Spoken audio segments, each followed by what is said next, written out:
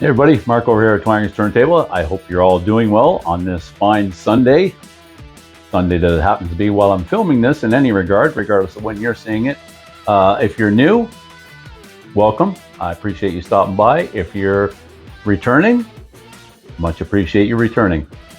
Today I'm doing basically a support video. It's a contest for Rick and Records. Now, Rick and Records, I think I subbed to him pretty early on, first few subscribers. I'm going back here probably at least a year or more ago, a year and a half maybe, not sure.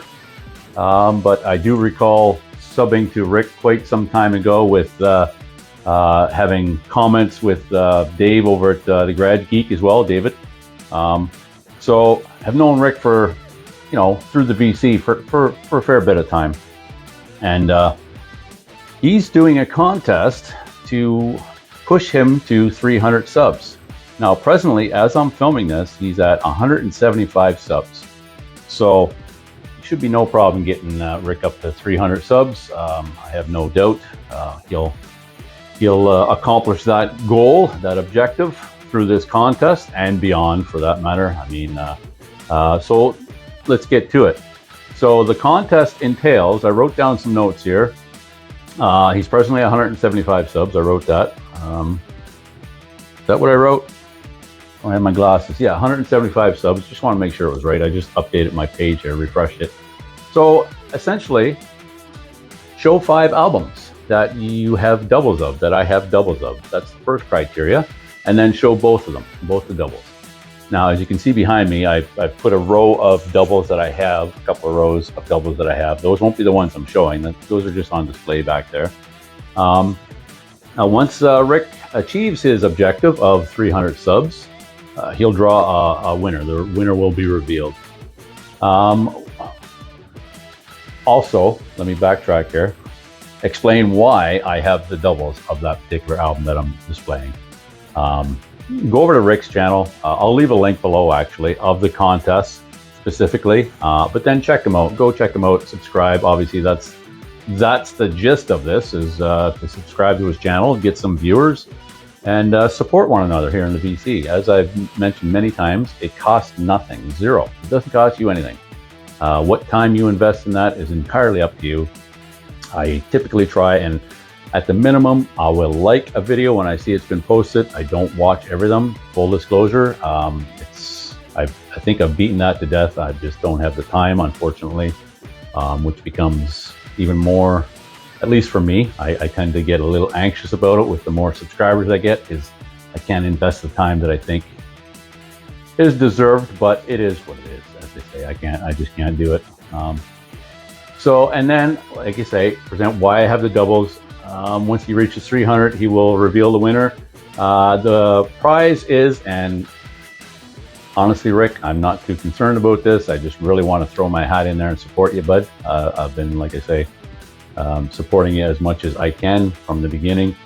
But the prize is to win 1 new LP and 4 of doubles that Rick has as collection. And if you also notice, this album back here, Marillion Fugazi, that's from Rick.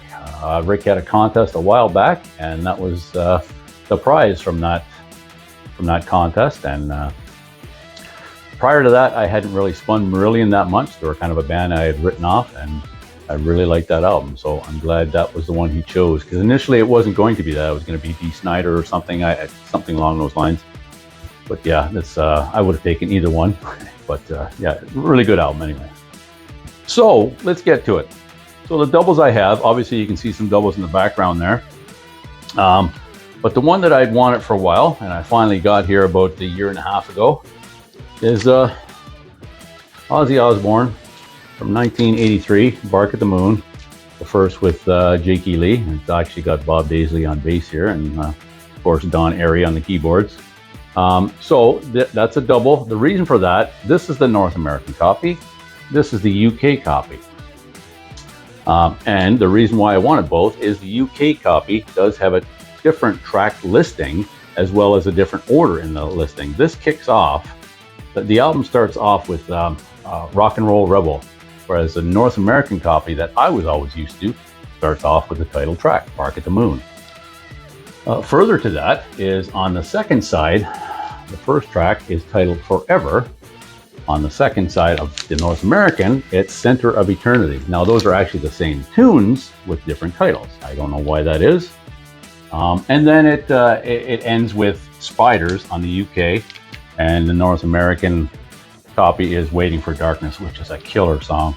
They're both great, hence the reason why I wanted to have both. Ozzy is one of my favorite artists. Sabbath is one of my favorite bands, so that was easy to justify, and I got it at a good price.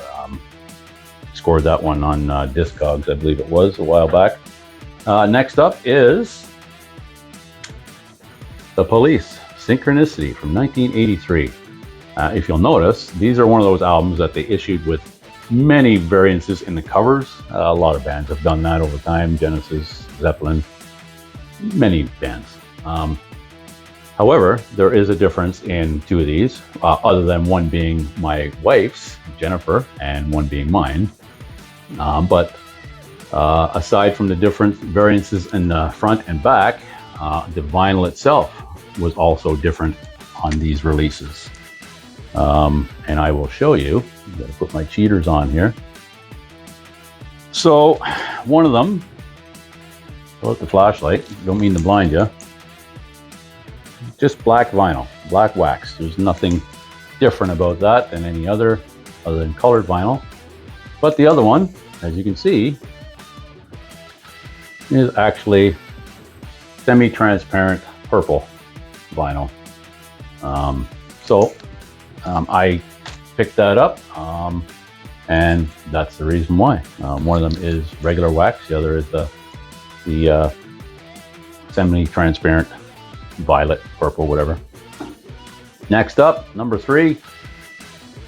This is the rest of these are simply due to condition. I just upgraded these just because the originals were beat to hell.